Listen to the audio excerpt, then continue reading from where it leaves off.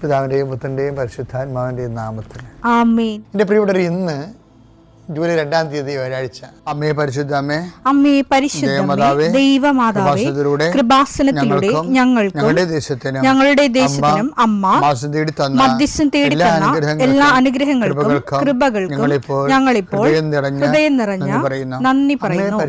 അമ്മേ പരിശുദ്ധമേ, ദൈവമാതാവേ, 2004 ഡിസംബർ 7-ാം തീയതി ഉച്ചകഴിഞ്ഞ് 2:30 കൃപാസനത്തിൽ സംഭവിച്ച അമ്മയുടെ പ്രത്യക്ഷപ്പെടലിനെക്കുറിച്ച് തിരുസഭയ്ക്ക് സമർപ്പിച്ചിരിക്കുന്ന പഠനരേഖകളുടെ മേൽ സഭാത്മകമായ പഠനം ആരംഭിക്കുവാൻ ഞങ്ങൾ പ്രാർത്ഥിക്കുന്നു. അമ്മേ പരിശുദ്ധമേ, ഭൂസ്വർലോകങ്ങളുടെ രാജ്ഞിയായ അങ്ങേയ്ക്ക് ഭൗമസംരക്ഷണത്തിനായി പ്രപഞ്ചപ്രകൃതിയെ തന്നെ തിരുസഭ പ്രതിഷ്ഠിക്കുവാൻ ഈ പ്രത്യക്ഷീകരണം വഴി ഇടയാക്കണമേ. പരിശുദ്ധമേ, ജപമാല മാതാവേ, സകല കൃപാസനം പ്രാർത്ഥനയോടും ചേർത്ത് ഞങ്ങളിപ്പോൾ പ്രാർത്ഥിക്കുന്ന ഈ കുടുംബത്തിന്റെ പ്രത്യേക നിയോഗം പറ മക്കളെ.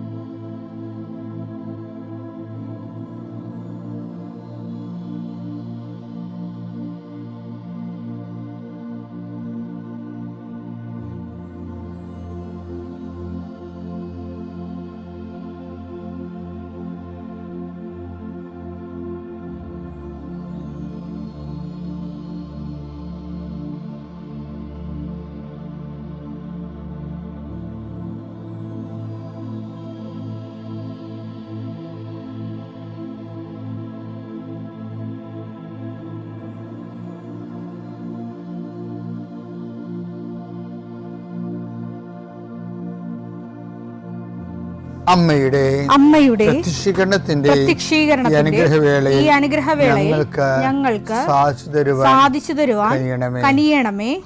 ആമേൻ. വിശ്വാസ പ്രമാണം. സർവശക്തനായ പിതാവും ആകാശത്തിന്റെയും ഭൂമിയുടെയും സൃഷ്ടാവുമായ ദൈവത്തിൽ ഞാൻ വിശ്വസിക്കുന്നു.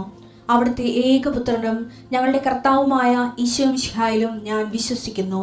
ഈ പുത്രൻ പരിശുദ്ധാത്മാവിനാൽ ഗർഭസ്ഥനായി കന്യകാമറിയത്തിൽ നിന്ന് പിറന്ന് പൊന്തിയോസ് പീലാത്തോസിന്റെ കാലത്ത് പീഡകൾ സഹിച്ച് കുരിശിൽ തറയ്ക്കപ്പെട്ട് മരിച്ച് അടക്കപ്പെട്ട് പാതാളങ്ങളിൽ ഇറങ്ങി മരിച്ചവരുടെ ഇടയിൽ നിന്ന് 3-ാം നാൾ ഉയർത്ത് സ്വർഗത്തിലേക്ക് എഴുന്നള്ളി സർവശക്തിയുള്ള പിതാവായ ദൈവത്തിന്റെ വലതുഭാഗത്തിരിക്കുന്നു. അവിടെ നിന്ന് ജീവിക്കുന്നവരെയും മരിച്ചവരെയും വിധിക്കുവാൻ വരുമെന്നും ഞാൻ വിശ്വസിക്കുന്നു. പരിശുദ്ധാത്മാവിലും ഞാൻ വിശ്വസിക്കുന്നു. വിശുദ്ധ കത്തോലിക്കാ സഭയിലും പുണ്യവാന്മാരുടെ ഐക്യത്തിലും പാപങ്ങളുടെ മോചനത്തിലും ശരീരത്തിന്റെ ഉയർപ്പിലും നിത്യമായ ജീവിതത്തിലും ഞാൻ വിശ്വസിക്കുന്നു. ആമേൻ. സുഖസ്ഥനായ ഞങ്ങളുടെ പിതാവേ, അങ്ങയുടെ നാമം പൂജിതമാകണമേ. അങ്ങയുടെ രാജ്യം വരണമേ. അങ്ങയുടെ തിരുമനസ് സ്വർഗത്തിലെ പോലെ ഭൂമിയിലും ആകണമേ. അന്നു വേണ്ടുന്ന ആഹാരം ഇന്ന് ഞങ്ങൾക്ക് തരണമേ. ഞങ്ങളോട് തെറ്റ് ചെയ്യുന്നവരോട് ഞങ്ങൾ ക്ഷമിക്കുന്നത് പോലെ ഞങ്ങളുടെ തെറ്റുകൾ ഞങ്ങളോടും ക്ഷമിക്കണമേ. ഞങ്ങളെ പ്രലോഭനത്തിൽ ഉൾപ്പെടുത്തരുതേ, തിന്മയിൽ ഞങ്ങൾ രക്ഷിക്കണമേ. ആമേൻ. നന്മ നിറഞ്ഞ മറിയമേ, സ്വസ്തി. കർത്താവ് അങ്ങയുടെ കൂടെ സ്ത്രീകളിൽ അങ്ങ് അനുഗ്രഹിക്കപ്പെട്ടവളാകുന്നു. അങ്ങയുടെ ഉദരത്തിൻ ഫലമായി ഈശോ അനുഗ്രഹിക്കപ്പെട്ടവനാകുന്നു. പരിശുദ്ധ മറിയമേ, തമ്പുരാന്റെ അമ്മേ, പാപികളായ ഞങ്ങൾക്ക് വേണ്ടി ഇപ്പോഴും ഞങ്ങളുടെ മരണസമയത്തും തമ്പുരാനോട് അപേക്ഷിക്കണമേ. ആമേൻ. കർത്താവേ, നിന്റെ ഉന്നതമായ നാമത്തിന് സ്തോത്രം ചെയ്യും. കർത്താവേ, നിന്റെ വിശുദ്ധ പൗരോഹിത്യത്തെ മഹത്വപ്പെടുത്തണമേ. കർത്താവെ, സഭയിലുള്ള സാന്നിധ്യം പ്രകടമാക്കണം. 40 വർഷം ഞാൻ അർപ്പിച്ച കൃപാന്റെ യുഗതിയാണ്. കൃപാസ്ഥാനത്താറെ ജീവനോടെ പ്രത്യക്ഷപ്പെട്ട മാതാവിന്റെ മാധ്യസ്ഥ ഇന്ന് അങ്ങയുടെ മക്കളെ പ്രാർത്ഥന കൂടുന്ന എല്ലാ മക്കൾക്കും വേണ്ടി പ്രാർത്ഥിക്കുകയാണ്. കർത്താവ്, കിടപ്പായിപ്പോയവർ, ഇങ്ങനെ ഒരു ആരോഗ്യമുണ്ട് പക്ഷെ കിടന്നു പോയവർ, ചിലപ്പോൾ അപകടം ഉണ്ടായി കിടന്നു പോയവർ, കർത്താവെ പ്രഷർ വന്ന് കിടന്നു പോയവർ, കർത്താവിൻ്റെ തിരുമുറുവാർന്ന വലതുകരം ആണിപ്പെടുതാടുന്ന അത്ഭുതകരം ആ കിടന്നുപോയ മക്കളുടെ മേൽ ശരീരത്തിൽ തലയ്ക്കപ്പെടട്ടെ. യേശുക്രിസ്തു ഉന്നതമായ നാമത്തിൽ നീ സൗഖ്യം പ്രാപിക്കട്ടെ എന്ന് കൽപ്പിക്കുന്നു. കർത്താവെ, പടലപ്പിണക്കങ്ങളും തൊഴുത്തിൽ കുത്തും മൂലം കുടുംബത്തിൽ കലഹവും കോലാഹലങ്ങളും സമാധാനം നഷ്ടപ്പെട്ട കുടുംബങ്ങൾ, നീ ഏത് ഭവനത്തിൽ പ്രവേശിക്കുമ്പോഴും ആ ഭവന സമാധാനം ആശംസിക്കണം. സമാധാന ദൂതൻ അവിടെ ഉണ്ടെങ്കിൽ നിൻ്റെ സമാധാനോടെ ഭരിക്കും. കർത്താവെ, അടിയൻ്റെ പ്രാർത്ഥന കൊണ്ടും അമ്മയുടെ പ്രത്യക്ഷീകരണം കൊണ്ടും കർത്താവെ ആ കുടുംബങ്ങൾക്ക് സമാധാനം ഉണ്ടാകണമെന്ന് പ്രാർത്ഥിക്കുന്നു. പഠിക്കാൻ പോകുന്ന കുഞ്ഞുങ്ങൾ, പഠിക്കുന്നതിന് വേണ്ടി ഒരുങ്ങുന്ന കുഞ്ഞുങ്ങൾ, കർത്താവെ എന്തെല്ലാം കാര്യങ്ങൾക്ക് വേണ്ടി മക്കൾ വേദനിച്ചുകൊണ്ട് ആശങ്കപ്പെട്ടുകൊണ്ട് കണ്ണുനീരോടെ വിഷമിക്കുന്നുണ്ടോ ആ മേഖലയിലെല്ലാം പരിശുദ്ധാത്മ പ്രവർത്തിച്ചുകൊണ്ട് നിൻ്റെ വിഷയത്തിൽ ദൈവം തീരുമാനമെടുക്കാൻ പോകുന്നു. കർത്താവിൻ്റെ മുമ്പിൽ നീ ജാഗ്രതയോടെ പെരുമാറുക. കർത്താവെ അകലം വിട്ടു പോകുന്നവർ, രാജ്യം വിട്ടു പോകുന്നവർ, വീട് വിട്ടു പോകുന്നവർ, ഞങ്ങൾ കണ്ണും മറയുന്നവർ കർത്താവിൻ്റെ കൃപയാൽ നിറക്കപ്പെട്ടെന്ന് പ്രാർത്ഥിക്കുന്നു.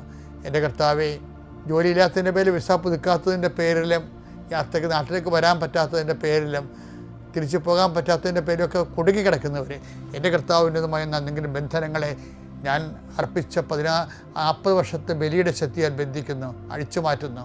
കർത്താവിൻ്റെ കരുണ നിന്നെ ആവശ്യിക്കുകയും നീ വിടുതൽ പ്രാപിക്കുകയും ചെയ്യട്ടെ. I command you in the name of Jesus Christ U B healed and delivered. എൻ്റെ പ്രിയപ്പെട്ടവരെ, ദുഷ്ടഭൃത്യ നിന്നോട് ഞാൻ ക്ഷമിച്ചതുപോലെ നീയും അവനോട് ക്ഷമിക്കേണ്ടതായിരുന്നില്ലേ? അർഹത നഷ്ടപ്പെടുത്തി കണ്ട ഒരാൾ. ആ വചനം എടുത്തേ. മത്തായിയുടെ സുവിശേഷം 18-ാം അധ്യായം 23 മുതലുള്ള തിരുവചനം. മത്തായി 18-23 വചനങ്ങൾ. സ്വർഗ്ഗരാജ്യം സേവകന്മാരുടെ കണക്ക് തീർക്കാൻ ആഗ്രഹിച്ച ഒരു രാജാവിന് സദൃശമാണ്. കണക്ക് തീർക്കാൻ ആരംഭിച്ചു 10,000 താലന്ത് കടപ്പെടുന്ന ഒരുവൻ അവർ അവന്റെ മുമ്പിൽ കൊണ്ടുവന്നു. അവന് അത് വീട്ടാൻ നിർവാഹമില്ലായിരുന്നു. അവനെയും ഭാര്യയെയും മക്കളെയും അവന്റെ സമസ്ത വസ്തുക്കളും വിറ്റ് കടം വീട്ടാൻ യജമാനൻ കൽപ്പിച്ചു. അപ്പോൾ സേവകൻ വീണ് നമസ്കരിച്ചുകൊണ്ട് പറഞ്ഞു, എന്നോട് ക്ഷമിക്കണം, ഞാൻ എല്ലാം തന്നു വീട്ടിക്കൊള്ളാം. ആ സേവകന്റെ യജമാനൻ മനസ്സലിഞ്ഞ് അവനെ വിട്ടയക്കുകയും ചെയ്തു. അപ്പോൾ അവന് കടവിളച്ച് കിട്ടി, അർഹത കിട്ടി. അടുത്ത വചനം എന്താ? അവൻ പുറത്തിറങ്ങിയപ്പോൾ ഈ അർഹത ഇവൻ കളയുന്നുണ്ട് പിന്നീട്. അതാണ് വിഷയം. ഓക്കെ, അർഹത പലർക്കും കിട്ടും, പക്ഷെ കൈയിരിപ്പ് കാരണം അർഹത അവർ കളഞ്ഞെടുക്കും. അവൻ പുറത്തിറങ്ങിയപ്പോൾ തനിക്ക് 100 ദനാറ നൽകാൻ, അത് നിസ്സാര കാശാണ്, 100 ദനാറ തരാനുണ്ടായിരുന്ന തന്റെ സഹസേവകൻ ഒരുവനെ കണ്ടുമുട്ടി. അവന്റെ കഴുത്ത് പിടിച്ച് ഞെരിച്ച് കൊണ്ട് അവൻ പറഞ്ഞു, എനിക്ക് തരാനുള്ളത് തന്നു തീർക്കുക. മറ്റേ താലന്താണ് 10,000 സ്വർണ്ണമാണ്. ഇത് വെള്ളി നാണയമാണിത്. 10 വില കുറവാണ്. 100 വെള്ളി നാണയം. അത് തരാത്തവൻ്റെ കഴുത്തിന് ഇവൻ ഈ 10,000 താലന്ത് ഇളച്ച് കിട്ടിയവനെ, 10,000 സ്വർണ്ണ നാണയങ്ങൾ ഇളച്ച് കിട്ടിയവൻ 100 വെള്ളി നാണയക്കാരൻ എൻ്റെ കടക്കാരനെ കണ്ടപ്പോൾ അവൻ്റെ കഴുത്ത് പിടിച്ച് ഞെരിച്ച്. അപ്പോൾ ഈ കയ്യിരിപ്പാണേ. അപ്പോഴുടനെ മറ്റുള്ളവർ വന്ന് രാജാവിനോട് പറയും, നമ്മൾ അങ്ങ് സമക്ഷത്തുനിന്ന് ദയവുണ്ടായി അവൻ്റെ 10,000 താലന്ത് ഇളച്ച് കിട്ടില്ലേ? അതെ, കൊടുത്തു. അവൻ പുറത്തിറങ്ങിയപ്പോൾ അവന് 100 വെള്ളി നാണയം തരാനുണ്ടായിരുന്നു, അവൻ്റെ കഴുത്ത് ഞെരിച്ചെന്ന് പറയും.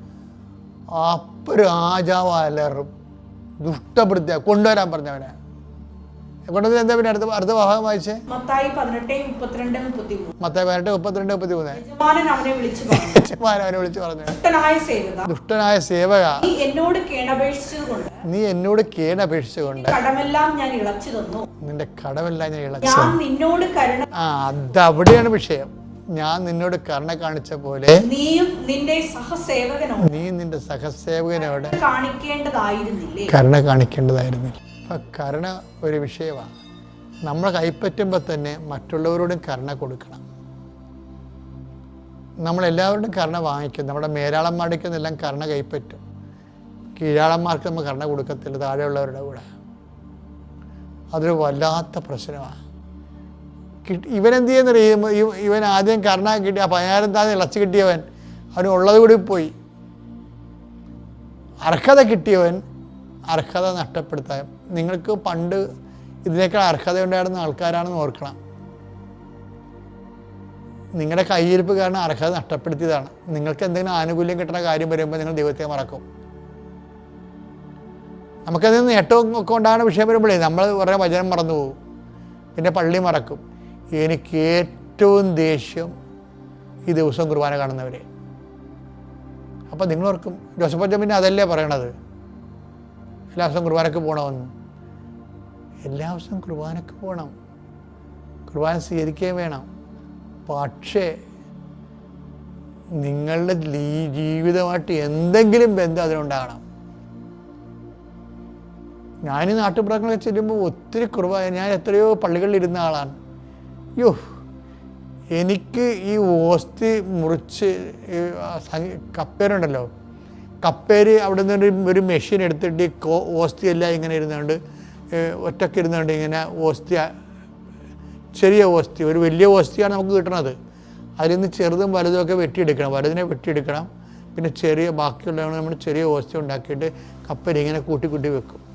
ഇത് കാണുമ്പോൾ എനിക്ക് ചിരിയും വരും, ദേഷ്യവും വരും. എന്താണ്, എത്രയോ കാപട്യം പിടിച്ച ആൾക്കാരുടെ ഉള്ളിൽ കർത്താവ് ചെന്നടങ്ങേണ്ട സംഭവമാണിത്.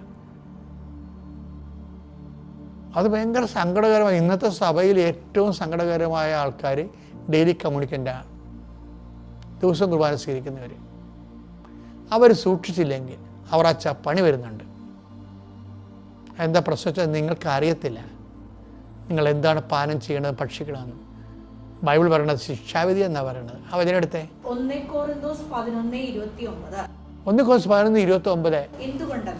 എന്തുകൊണ്ടെന്നാൽ ശരീരത്തെ വിവേചിച്ചറിയാതെ ശരീരത്തെ വിവേചിച്ചറിയാതെ ഭക്ഷിക്കുകയും പാനം ചെയ്യുകയും ചെയ്യുന്നവൻ തന്റെ തന്നെ ശിക്ഷാവിധിയാണ് ഭക്ഷിക്കുന്നതും പാനം ചെയ്യുന്നത്. അപ്പം മനസ്സിലായില്ലേ, ശിക്ഷാവിധി ആൾക്കാരെ വായും പൊളിച്ച് വരുമ്പോൾ ഓർത്തേക്കണം, മിക്കവാറും ഇത് എൻ്റെ ശിക്ഷയ്ക്ക് അവസാനിക്കുമെന്ന്. അങ്ങനെ മനസ്സ് പറഞ്ഞാൽ പിന്നെ സ്വീകരിക്കരുത് നിങ്ങൾ. കാര്യം ദിവ്യകുർബാന എന്ന് പറയുമ്പോൾ നമ്മൾക്ക് പണ്ടൊരു വിശുദ്ധനുണ്ടായിരുന്നു, എനിക്ക് എപ്പോഴും എനിക്ക് ഇഷ്ടമുള്ള ആളയാൾ. അയാൾക്ക് 8 കിലോമീറ്റർ 8 മൈൽ നടക്കണം, അങ്ങേരുടെ ഫാക്ടറി ജോലിയാണ്. അപ്പോൾ ഒരു ചോറ്റുപാത്രത്തിൽ ചപ്പാത്തിയും കൊണ്ട് പുള്ളി ഓടാതെ എത്തത്തില്ല അവിടെ വരെ. പുള്ളിക്ക് ഭയങ്കര ഇഷ്ടമാണ് കുർബാന കൂടുന്നത്. പിന്നെ കുർബാനയുടെ സമയമാകുമ്പോൾ പുള്ളി പോണ സമയത്ത് പോയ വഴി പള്ളിയുണ്ട്, പക്ഷേ പള്ളി അടച്ചു പോകും. പുള്ളിക്ക് സങ്കടമാണ് കർത്താവിനെ കാണാൻ പറ്റാത്ത. അപ്പോൾ ഉടനെ അടക്കണ പള്ളിന് ഓട്ടത്തിൽ ഈ പാത്രവും കയറ്റി പിടിച്ചിട്ടുണ്ട് 2 മുട്ടും ദാനവാതിലെ. എന്നിട്ട് പറയും, കർത്താവ് മാട്ടിൻ വന്നു കേട്ടാ, മാട്ടിന് സമയമില്ലെന്ന് എനിക്കറിയാമില്ല, മാട്ടിൻ പോകണം. എനിക്ക് ഭയങ്കര ഇഷ്ടമാണത് കേൾക്കണത്. എന്ന് വെച്ചാൽ അങ്ങനെ പോയി ആ മനുഷ്യൻ വിശുദ്ധ മാട്ടിനായി. അപ്പം ദിവ്യകുർബാന ചുമ്മാ ഒരു 1/2 കിലോമീറ്റർ അകലെ നിന്ന് അടച്ചിട്ട പള്ളിയുടെ പുറത്ത് നിന്ന് നമുക്ക് വിശുദ്ധരാകാൻ പറ്റൂ. ആ സ്ഥലത്താണ് നീ ദിവസവും പോയി കുർബാന സ്വീകരിച്ച്. ഉടമ്പടിയിലെ മെയിൻ സംഭവം കുർബാന സ്വീകരണം തന്നെയാണ്, ഒരു കാര്യം. പക്ഷേ എപ്പോഴും ഓർത്തേക്കണം, അത് പറഞ്ഞ് നമുക്ക് അർഹതയില്ലാത്തതാണെങ്കിൽ നമ്മൾ സ്വീകരിക്കരുത്. അതെപ്പോഴും ഓർത്തേക്കണം. അർഹത ഉണ്ടാക്കിയെടുക്കണം നമ്മൾ. പിതാവിൻ്റെയും പുത്രൻ്റെയും പരിശുദ്ധാത്മാവിൻ്റെയും നാമം.